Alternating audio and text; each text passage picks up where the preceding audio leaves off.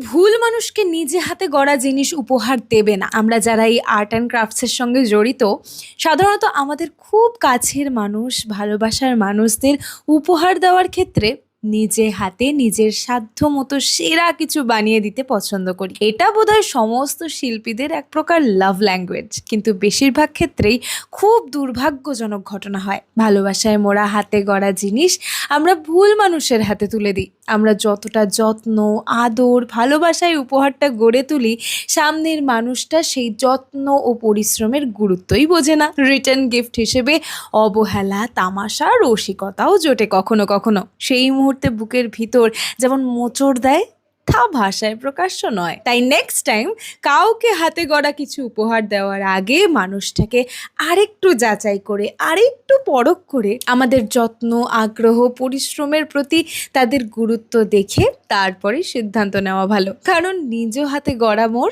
কাঁচা ঘরও খাসা।